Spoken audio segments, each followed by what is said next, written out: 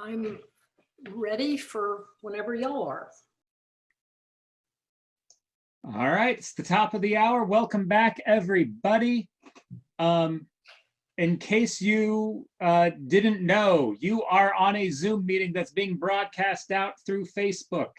If you don't want to have your face broadcast out to the world, then I suggest that you log off and go to the Facebook and watch the feed. You can just watch it the same way that you'd be watching this, since it's all gone live.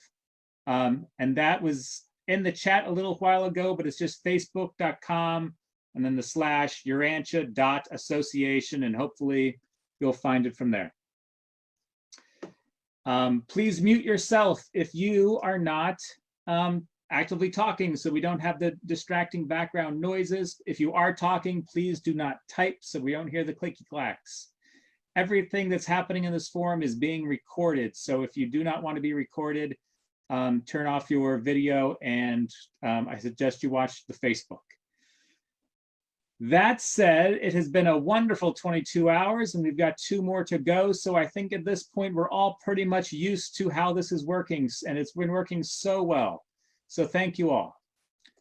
Our next presenter is Marjorie Ray. Marjorie encountered the Urantia book 45 years ago, and she's been a student ever since. She was most fortunate that very early on, she had wonderful mentors. She's participated in, hosted, and fostered study groups from the beginning.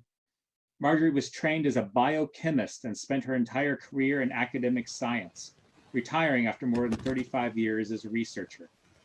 In retirement, she has returned to her long-standing interest in philosophy, especially the area of ethics. She currently lives outside of Birmingham, Alabama. Marjorie, the room is yours. Thank you, Chris. Thank you, everyone, for being here. I have asked my true, beautiful, and good friend, Jeannie, to start this session with a prayer. So, Jeannie, would you please bless us?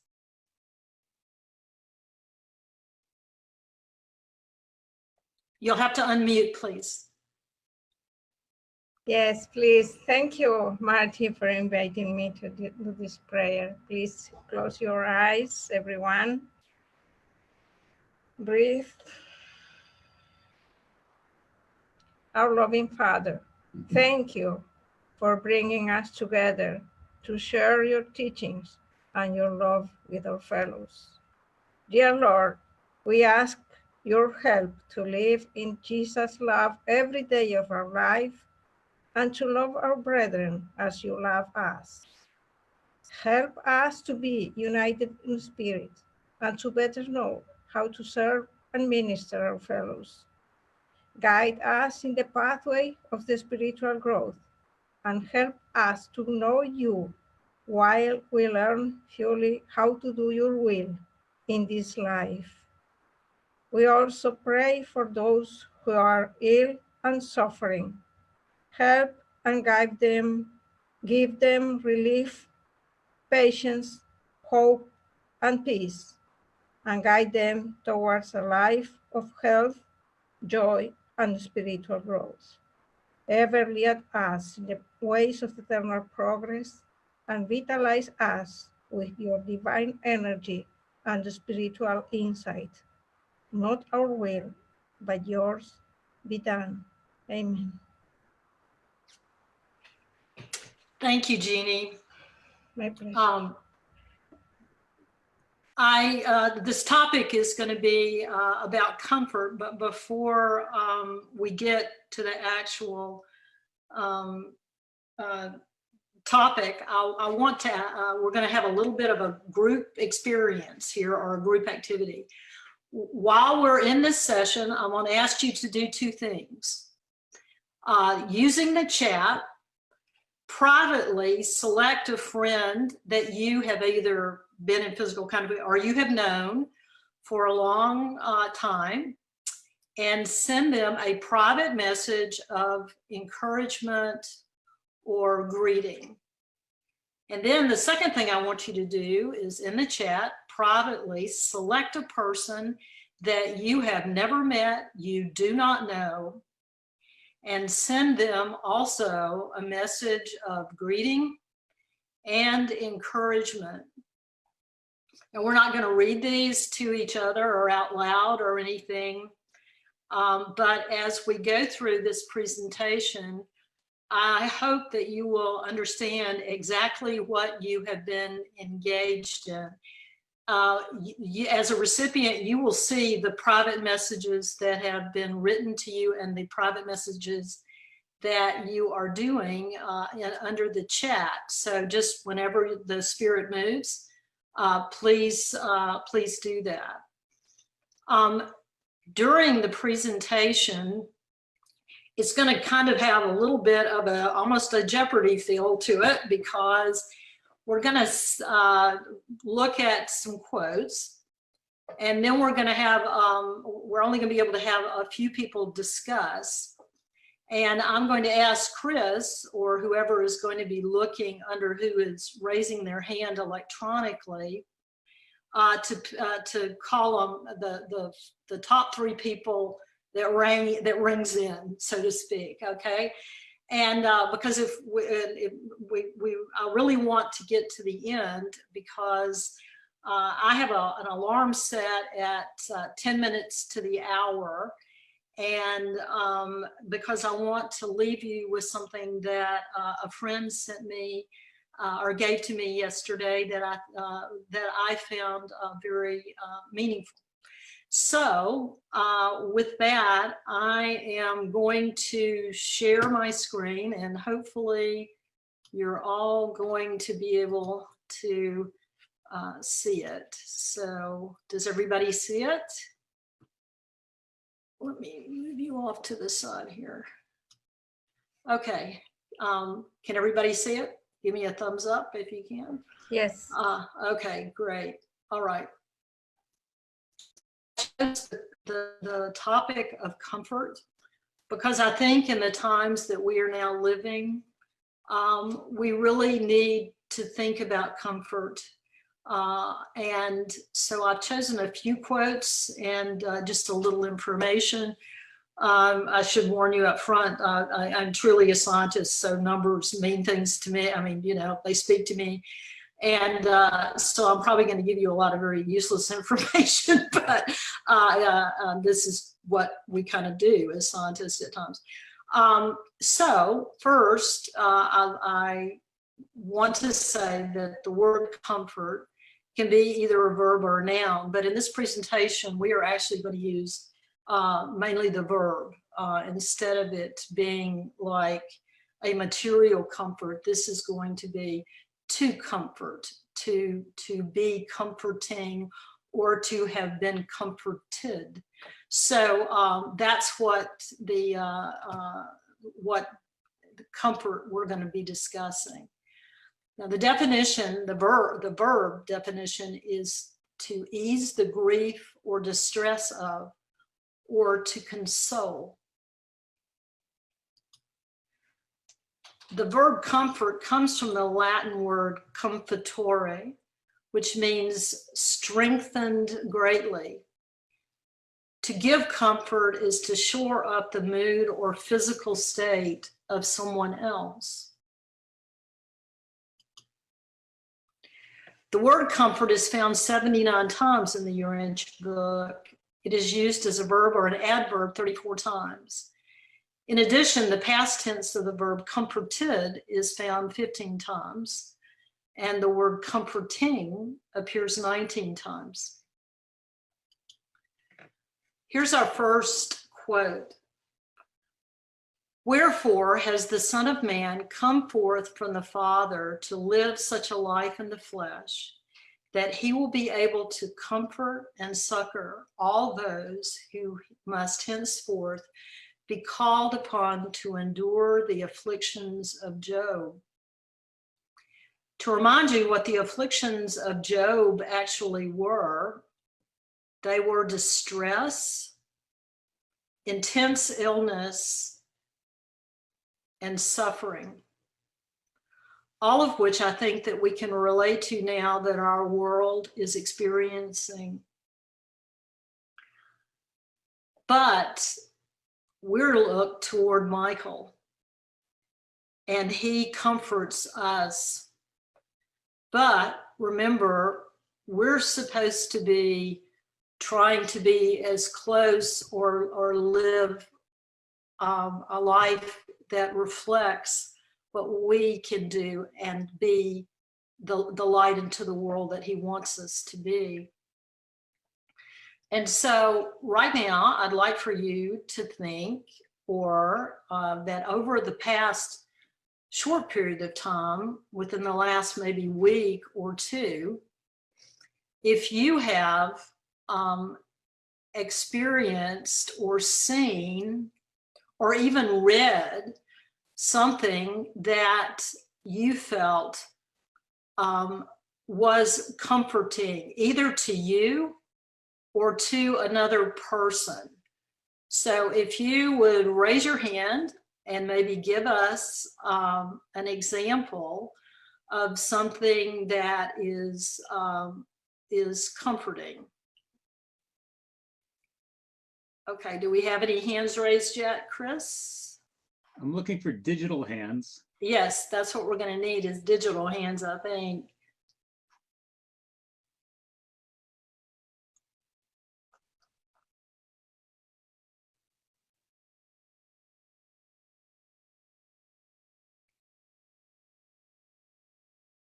Okay. Let's see, Judy's iPad raised her hand. So please, Judy, talk to us. Okay. I read paper 196 and I found it to be one of the most inspiring and comforting things I've read in a long time in this context. I shared that with Mo earlier today. I highly recommend it.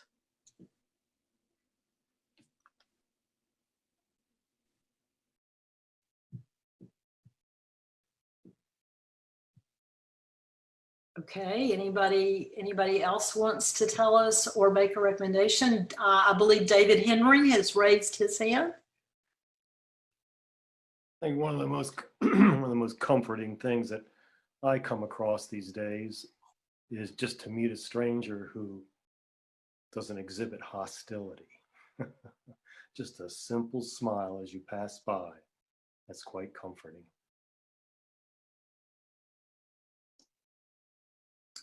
Cecilia? One of the most comforting experiences I had was when my cat of 20 years died, and it just she represented a couple of decades of life in as I knew it, you know. So it felt like I lost more than that. And a woman that was actually watching my son during that day while I was trying to bury her, she asked me how I was, and she came back later. It was very touching. She came back with a card and flowers to acknowledge the grief that I was feeling. Most of us don't acknowledge how deeply we feel grief when we lose a pet. And this was the most acknowledging experience I ever had. Thank you. Thanks, Cecilia. I too just recently had to euthanize a cat that I had had for almost 20 years. I still have her brother, and since they were litter mates, he's been grieving in his own way, and I have been grieving in mine. But I too had such a remarkable experience like that.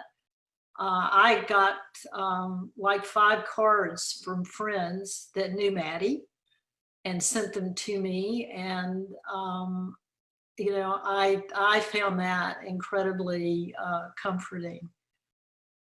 So would anybody else like to share a comfort experience that they have had?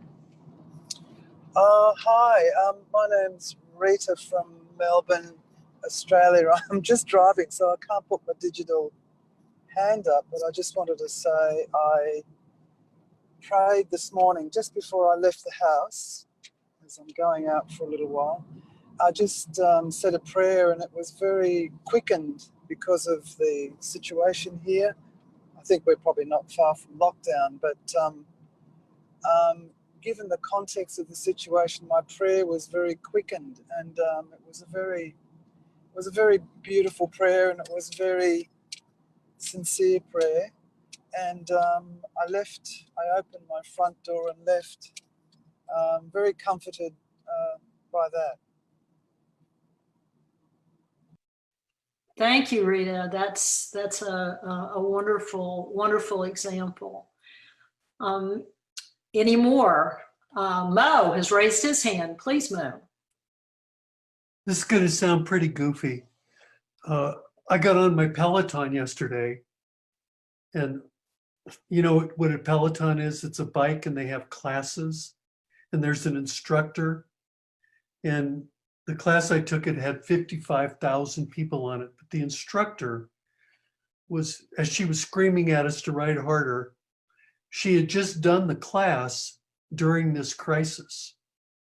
And she said something like, it's not how far down we go, but how far up we rise after this is over.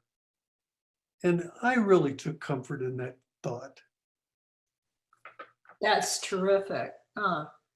Yes. Sorry, I can't find the digital hand. But that's okay, Marion, please talk to us. We went into isolation a week ago after having traveled down here to Patagonia. And our neighbor who lives down the street has been so comforting to us. And when I first met him, he's Jewish, and we started to talk about God, because I figure, oh, if he's Jewish, he must believe in God, but he doesn't believe in God. But he has been so service motivated to help us, and it's just been great, because he's been the nicest to me and to my husband of almost anyone I've met on this planet. And it was so comforting, you know, and I thought, well, he may not believe in God, but God is certainly working through his soul. Wonderful observation, Marion. Yes, that's fantastic. Thank you very much. Okay, we're going to move on to the next quote, which is, ever his exhortation to the apostles was, go seek for the sinners, find the downhearted, and comfort the anxious. Of course, today, so many people around us and throughout the world, all of our brothers and sisters are anxious. And what I would like to do for us to share on this on this particular quote is, have you found a way that you feel that you can seek out people in a way that you can help? Now, I will start out and tell you one that I've signed up to participate in. Our local AARP for the state, who I do some work with, has now gotten a phone bank for us to talk to isolated seniors, just so that they don't begin to experience all of the loneliness because they can't get out to their senior citizen centers or even go to the grocery store or whatever. So I signed up for that, and I'm getting really excited to be able to spend an hour or so a day talking to people all over my state who are in isolated situations. So have other people found ways that they can go seek out the anxious and hopefully offer comfort?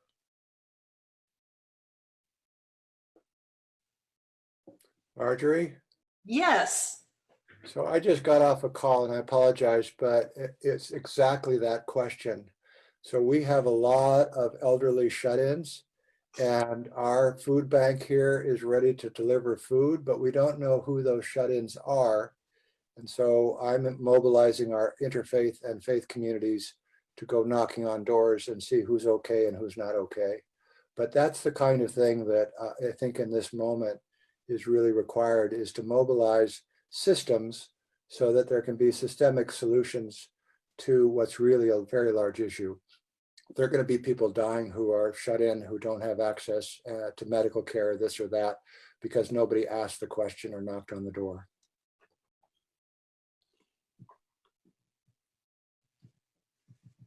Okay, anybody else have anything going on in their area that they think that they could share with us or make us think about ways to seek out people that could we could offer comfort to? I'm confined because my husband has a post bone marrow transplant patient. He has blood cancer. So I certainly cannot go out. I am confined. I have a 97-year-old father who lives in a nursing home, is in an assisted living. And so he's alone. And I try to call him every day, even though he can't hear me. Patty, yeah, sorry, you went on mute for a second. So I do try to comfort my 97-year-old father who can't hear real well, even by calling him every day. I can't go see him. And that's been very difficult for him because I usually see him 3 or 4 times a week, but I'm confined in my house and he is confined in his assisted living. And so even though there are other people there, he's very lonely.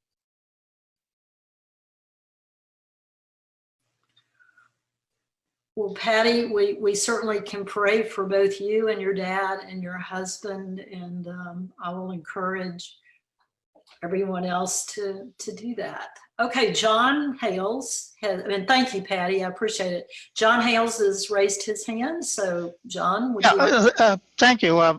While these talks have been going on, I've been getting emails from my minister. One, if I'd volunteer, they want to contact everybody in our 1,500 member congregation to just offer comfort and acknowledgement. So of course I said yes. And so she sent me a list of, I think I have about 15 people to call. So that's, I mean, I'm just amazed at how so many, faith groups have leapt into action to look after those that they know may need help or are just lonely. Great, thanks, John. I believe Sherry has raised her hand too.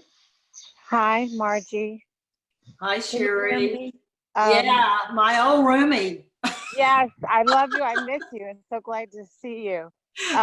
The schools are closed in North Carolina, and in my county, there is a system in the public schools for delivering meals to families whose children relied on the schools for their meals, who are food insecure in that way. So I've signed up to, in a safe way, deliver food to those families so that, those children can have what they need. That's great. Thanks, Sherry. We have a similar program here because within my small my small bedroom community of Birmingham, though it is relatively affluent, we have 500 children that are food insecure. And we have arranged for them to have breakfast and lunch, and we've arranged for either pickup or delivery. But we realize that these children are at home and they need more than that. So fortunately, our faith-based community and the Girl Scouts have all banded together to make up extra snack packs for these other children. And so we're seeking ways, to do that here. So this is, a tremendous, I mean, we see these efforts going on all over the country. So, okay, if nobody wants to raise their hand or wave at us, we'll go on to the next quote, okay? Liberate spiritual captives, comfort the oppressed, and minister to the afflicted. Well, we know that as of right now, many people are oppressed in many different ways. And now with people, being, basically locked into their homes, I'm sure they feel very oppressed. And so, once again, we need to reach out wherever we can. Would anybody else like to share with either a project that they are aware of or something that has gone on within their local, national, or even international effort that they'd like to make us aware of? Judy's iPad has raised her hand. My kids and I work together in our HVAC business. And a few years ago, we lost my husband to liver disease. And in the process of him being in the hospital, he needed a lot of blood. And I was watching the news the other day and they said there is a terrible blood shortage. And so we learned that there is only, I can't believe this is true, but it might be only one unit of O positive in Southern Idaho in Pocatello. So my kids have gotten together through the eWomen network that my daughter-in-law and I belong to for business owners, and are trying to coordinate a blood draw in one of our parking lots where people can be scheduled and you can practice social distancing, but in order to provide blood for people who need it, regardless of the coronavirus and the situation on the ground, there are many people who are ill. And we know how totally appreciative we were that people had donated blood when Wayne needed it. So that's a project. And it's providing, I think, people an opportunity to do something constructive. My son does not like to give blood, but he has learned he's O positive, and we told him he has to. Well, cook him a really good dinner afterwards. So anyway, it's very interesting that you brought that up, because when I went out to check my mail, I saw my across the street neighbor, and she had just made an appointment to go and give blood at our bank because they were putting out a call. So this is something that if you are able to do it, I know the Red Cross in my area has made it incredibly safe for people to go. Think about that. Rick and Susan raised their hand. So can we hear from Rick and Susan? Hi, Margie. How are you? I'm great. How are you guys? We're great. Thank you. I wanted to just mention, we spoke last night a little bit about the prisoner inquiry response team, but perhaps others didn't hear it that are here today. And I just received a letter this morning from one of the inmates, and I just thought I'd share a little bit of that with you really quickly. We send letters and books to the inmates that write in to the foundation. And this gentleman named Eduardo wrote, "Hello, I received your letter today, and first of all, thank you so much for your precious words and encouragement and wishes of the best in my spiritual journey. They are of great help. I also can sense the positive and strong spiritual energy behind them.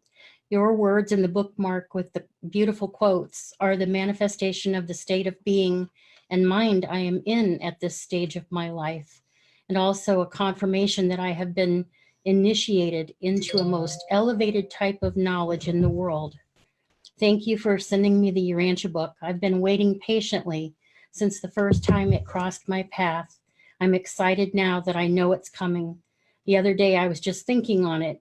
A clear voice came in my mind saying there would be something in that book that I've been searching for a long time, and things that I've known by intuition but didn't know without doubting myself.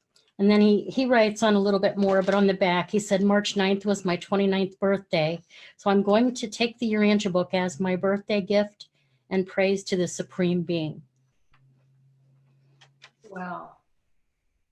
Pretty amazing. Yeah. If you didn't hear Susan's talk last night, I highly recommend that you catch it on the playback, because it was really, really good. So please try to listen to that, and maybe even think about volunteering for that project. So somebody else, and I'm sorry, your hand raising like flits across my screen, and I think it might have been Mark, but I don't know. So whoever you were that raised your hand, please speak to us. Sure. Thanks, Marjorie. So both the last slide and this one here, you know, it seems to be suggesting that, you know, social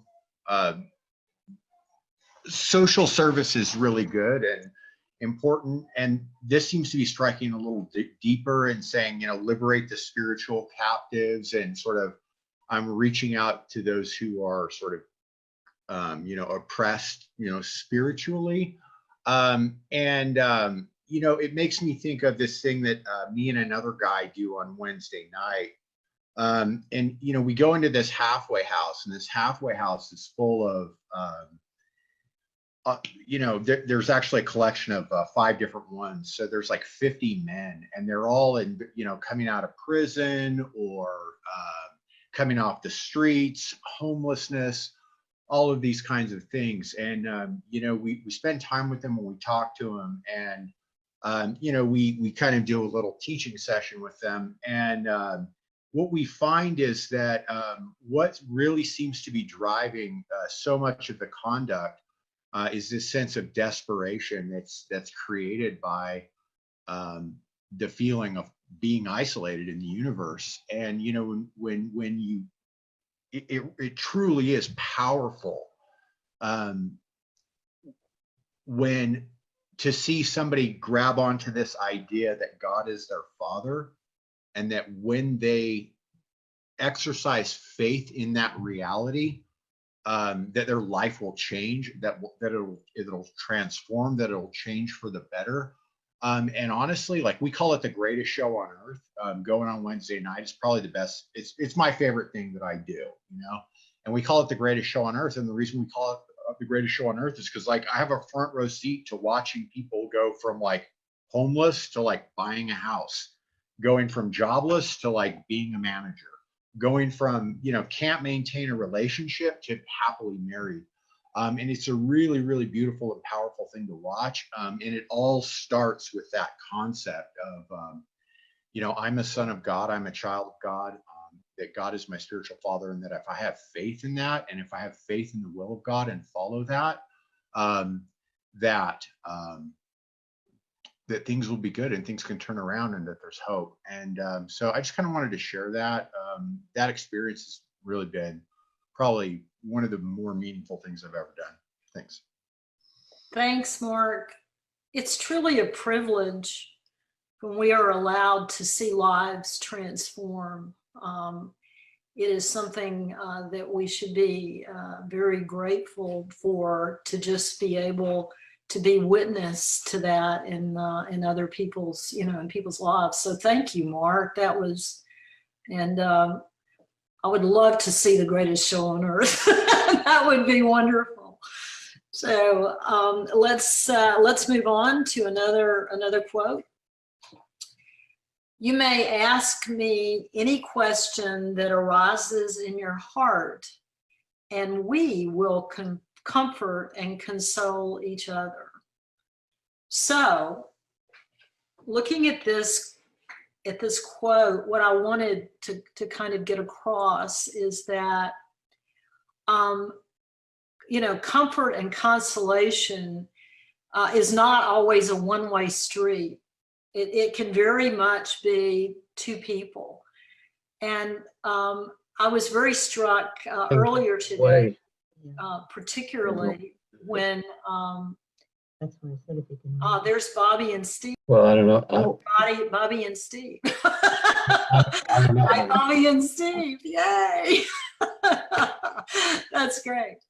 Anyway, to get back to it, I was very struck this morning when we got into the discussion in Angie and Claire's talk about when two or more are gathered. And then when Ralph said that it is, you know, a log-based function when two people come in, not an additive one. And, you know, and so when we join together and both comfort and console each other, we've got two people, and their you know, their adjusters are there together and are communicating, and you know, the power of both the Holy Spirit and the Spirit of truth are even more magnified. So so this is Jesus speaking, and he's saying we, that means me and some, you know, and the one apostle or all the apostles, that they were going to do this for, you know, for each other. So now I'm going to ask if anybody would like to tell us if they like have or have had or do currently have a friend and maybe a time where they have been in a relationship like this, where you could comfort and console each other. I'll give you an example. Recently, my best friend actually lives in Texas, and she and her husband have they're attorneys, but they also spend a lot of time or have rescuing dogs, and they have a whole, I would refer to as a herd, but it's I guess a pack of and they're wonderful, and I love them when I go visit them, and I know all about them and their stories and how they were found. And recently they had to put to sleep one of their younger dogs who developed a really rapid form of cancer. And that happened almost immediately at the time when I had to put down my 19, almost 20-year-old, you know, cat. And so in this time, we were able to comfort and console each other in our loss, because my friend Tricia knew my cat Maddie, and I certainly knew Herbie K, her dog, that her and Jack dog that had passed away. And so we were able to comfort and console each other. And it was though we were not physically present, we were FaceTiming together. And you know, we felt, though we're very close, we felt even closer in that moment. And we both commented on it, that we felt much closer in that moment. And this is a wonderful friend in that we can speak about spiritual things also. And so there's my example. Would anybody else like to give us an example of when they have been able to have this mutual comfort and consolation with another person, or maybe it was within a group? So does anybody want to raise their hand on that one? If not, we still have plenty of more. John has raised his hand. Well,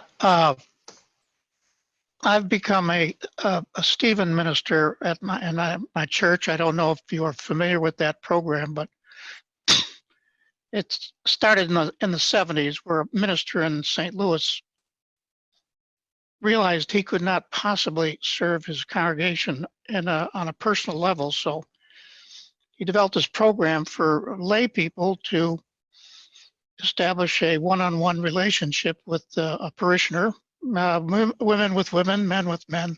So I have a care receiver whose wife is bedridden and in hospice, and I meet with him once a week. And it has just been a wonderful experience of being a listener. We're trained to be listeners. But because of they encourage us, to read Bible passages, etc. But he didn't want to do that. So I said, well, how about if we end our session with prayer? Now, I've never prayed out loud with another person one-on-one. But we did have training. And this experience has just grown into a meaningful part of our hour together. And I just encourage each of you to pick a prayer partner and try it together. He never wants to pray, so I do all the praying, but he is so grateful. I get a little awkward sometimes, but he's so grateful for the opportunity to actually hear the words of our Heavenly Father that dwells within. And it's from the Urantia perspective, but it's just, I encourage you. It's a meaningful thing. Thank you. Thanks, John. Okay, time's kind of fleeting here, so let's, okay. Shortly after the selection of the 12, and at the time Jesus appointed Andrew to act as director of the group, he said to him, "And now I desire that you assign 2 or 3 of your associates to be with me and to remain by my side, to comfort me and to minister to my daily needs." Jesus is asking for comfort.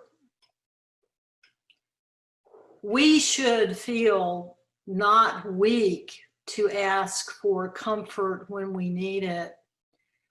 That is our humanness. And this was Jesus expressing his humanness to his human companions.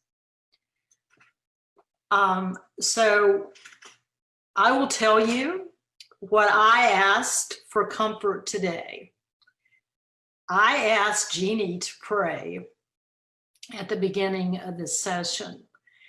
And I did that because when Jeannie prays, I feel amazingly comforted.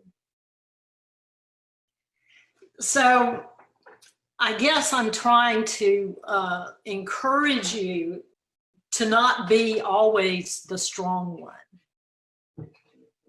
It doesn't make you weak to ask for comfort. So I would like to hear from anyone who would like to tell me if and when there's been a circumstance where they have asked and received, or maybe they asked and they didn't get what they needed or were hoping for, but an experience that they may have. But this is really, this slide was to encourage you, particularly in these times when we all feel distressed. We all are distressed about what we see is going on around us, and the great suffering that we know that is going on the world over. There are times that we are going to need to be comforted. Of course, we know that we can always go within. We can always go to the Father to be comforted. But this example from this quote is that Jesus turned to his human companions for comfort, though he obviously went to the Father on many, many, many occasions for comfort. So if anybody would like to share with us about an experience that they have had at any time in their life, that would be wonderful. So if you want to raise your hand or wave at me or whatever, that would be great.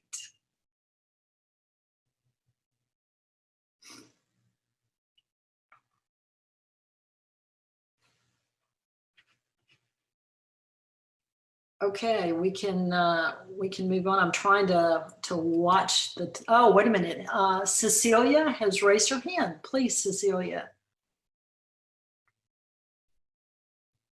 Whoops, yeah. A few years ago, my sister and I were moving my other sister into assisted living, and she started demonstrating some peculiar behavior that we could not interpret. And it was very scary. We didn't know what to do. And my sister, who did not have the stroke, who's a Christian, but doesn't believe in the Urantia book. And she's really quite comfortable with praying. And so I asked her to pray for both of us while we were sitting side by side. And it wasn't too long after that, it seemed like we suddenly were able to figure out what we needed to do. And basically my other sister had an infection and we needed to get her to the hospital. But I felt really comfortable asking her to pray with me or pray for me. And it felt like we were helped. So thank you for the opportunity to share. Thank you, Cecilia. That's wonderful, and to have that experience with your sister, that's really, really special. So, okay, is anybody else want to? Marjorie? Yes. Hey, Ralph, speak to us. Hello. Hi, how are you doing? Great to be here with you. Great to see you and Betty. Thank you. We've had a couple of interesting experiences as a result of what's going on with this coronavirus. As you probably know, well, we live here in upstate New York. We're well distant from New York City, but we're out in the country. But just on Monday, as you know, the governor over the weekend issued a statement that a lot of businesses are being closed here in New York, all non-essentials, basically. And that really shook up a lot of people. There was a huge run on the stores, and we actually had been paying attention to the news. And Monday morning, early, our neighbors, well, we had two of them actually came. Well, one came on Monday and one came on Tuesday, and they both came, and they were very serious, and we didn't know at first exactly what was going on. But they offered to get us anything we needed. They told us that we should give them lists of any groceries or anything of that sort, and they'll go to the grocery store for us and get us what we need. Well, it turned out that, well, first off, you know, we've always felt pretty independent and pretty self-sufficient. And to have our neighbors come in and offer to do something like this was a new experience. But we kind of rallied to the. And I was preparing my presentation, and I had been thinking about that story that Richard Keeler told me years ago about the farmer who asked the man who was out of gas, and when he picked it up, the farmer refused to take any money for it, and he told the farmer, or I'm sorry, the farmer told him, "Can't you let an old man have a chance to build his soul, to grow his soul?" And it occurred to me, you know, my neighbors need an opportunity to grow their souls. And so we managed to get a list together, and sure enough, they got about half of what the items we needed. The other half weren't available. But in any case, that was a new experience, and they've been back since, and it's just been a very interesting experience. They're people that we've known for quite a long time, and we've done a number of things together. But this has really brought us together in a new way. Thanks, Ralph. I really appreciate that. Let's look at one more quick one here. Yeah, Betty just mentioned, I should add one more item here. One of our neighbors lost his wife recently from a very unexpected situation. She had acute allergy, and they were unable to control it, and she died very suddenly. That was only, what, 3 months ago? And he's still obviously mourning. I mean, this has really been a blow to that man. And in addition, he related to us that he just gotten a call Tuesday morning. Tuesday was the day he was here, that his son is diagnosed with small cell lung carcinoma. And he said, this is the sort of thing that the only thing you can do is look around for someone else that needs help and try to serve them. Wow. So that's amazing. isn't that amazing? Yes. In any case, that was very sobering. Yes. You have amazing neighbors, Ralph. We do. We really do. Yeah, yeah. Let's look at this last quote. After listening attentively, he sincerely thanked Rebecca for her expressed admiration, adding, "It shall cheer and comfort me all the days of my life." So you should remember that today or tomorrow or anytime as we face what's coming at us, that the comfort that you offer may actually be something that someone holds for the rest of their life. So we should freely give comfort, but we should also freely ask for it. So I have some more, but we're getting a little close on time. Yes, Ralph, you'll have to unmute. You're muted, so we can't hear you. An interesting follow-up to this quote, you know, Jesus was really prophesying what really occurred. Rebecca was at the cross. Absolutely, Jesus' she was at the crucifixion. cross. Talk about providing cheer and comfort all the days of his life. He was there on the last day of his life. Absolutely. So, well, we're getting close to the end of time here. So I wanted to leave you with something that my friend Karen Kurtz actually sent to me yesterday, because she knew that I was going to be talking about comfort today. And so I want to read this to you and leave you with this. Yes, there is fear. Yes, there is isolation. Yes, there is sickness. Yes, there is even death. But they say that in Wuhan, after so many years of noise, you can hear the birds again. They say that after just a few weeks of quiet, the sky is no longer thick with fumes, but blue and clear. They say that in Italy, people are singing to each other across the empty squares, keeping their windows open so that those who are alone may hear the sounds of families around them. They say that in the west of Ireland, a young woman is spreading flyers with her number through the neighborhood so that the elders may have someone to call on. All over the world, people are slowing down and reflecting and looking at their neighbors in a new way.